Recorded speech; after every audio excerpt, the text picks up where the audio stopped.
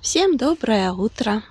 Вы, конечно же, прекрасно знаете, что когда в жизни не хватает любви, радости, каких-то событий, ярких эмоций, то мы это все пытаемся переложить на еду.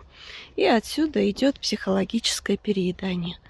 А еще, когда нам становится тревожно, плохо, ну, на работе какие-то проблемы, либо новости посмотрели.